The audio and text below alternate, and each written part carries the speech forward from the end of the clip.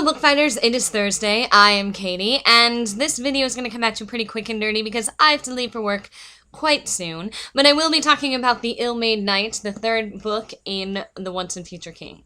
So The Ill-Made Knight is really all about Lancelot and his journey, and I have these very, complex feelings about Lancelot, and I always have. In every version of the Arthurian legend, I always have these very strong but conflicting feelings about Lancelot, and I think in many ways they're the same feelings that Arthur has about Lancelot, because I love him so much, and he's so good, and I just want him to be good, but I always know that he's going to have this affair with Gueneviere. I always know this, but I don't want it to happen, and I keep not wanting it to happen all the way up until it happens, and then it feels like there's just no other way that things could have played out, and it's every time.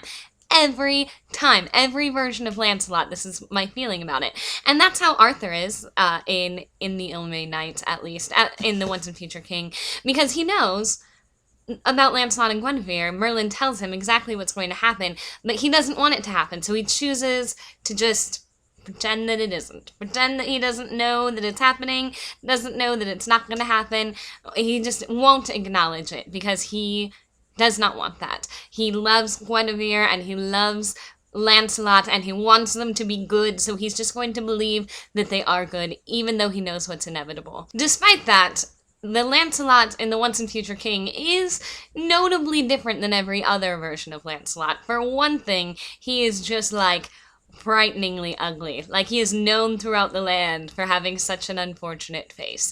And this really plays a lot into his characterization, at least in the Once and Future King version of him, not in any other version of him, obviously, because he's supposed to be a dreamboat otherwise. But it makes a big difference in this one. It plays a lot into how he thinks of himself and how he thinks of other people. There's a line in there, and I don't remember the exact line, so right at this moment, but just, what he thinks to himself, what is so wrong with me that could have created a face like this, and that is Lancelot. That's him. It's interesting for me having read Fight Club right before The Once and Future King, because they are very, very different books in a lot of ways, but they have a lot of thematic similarities, and maybe I only feel that way because I just read Fight Club, but I keep reading parts of The Once and Future King and being reminded of Fight Club. I think in a lot of ways Lancelot and the narrator from Fight Club are very similar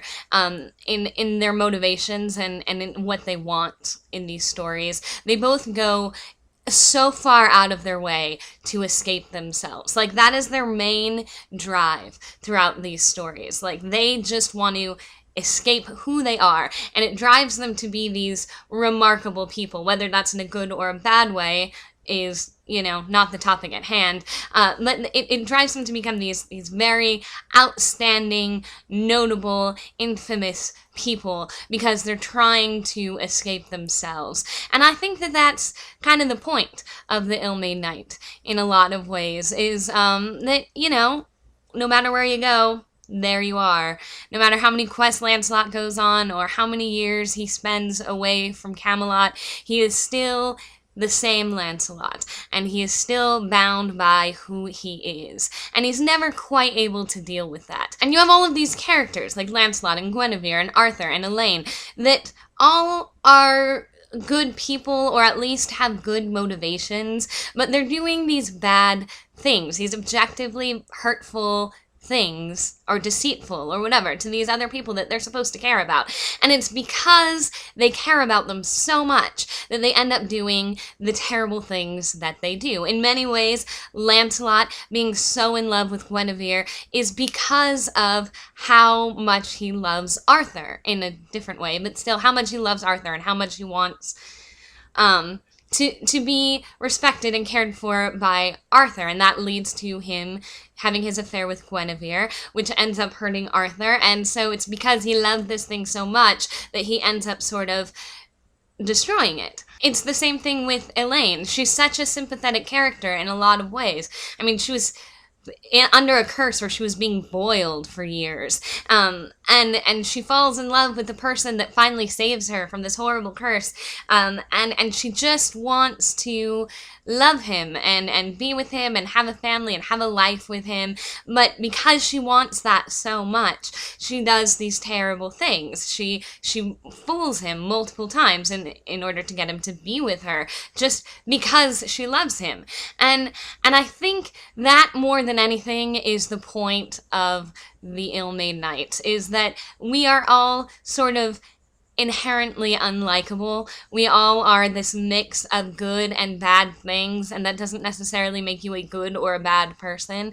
And even the best people, even people like Lancelot and Arthur, who are renowned for being these noble and wonderful people, still do these very repellent things. And I think that's very poignant. You know, we're all just trying to do the best we can with what we have, trying to be the best people we can be, generally speaking.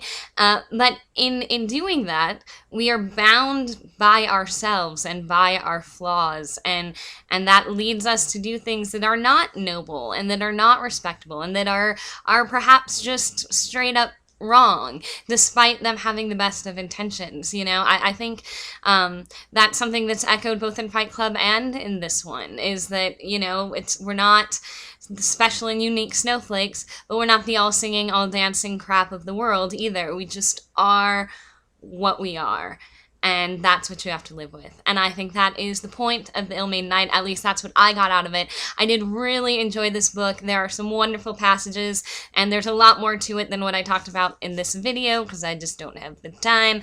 And so I definitely recommend that you read it. If you don't read any other part of The Once and Future King, I definitely recommend The Ill-Made Knight, personally. But that's all that I have for you guys today. Hopefully, Julia, I will see you tomorrow.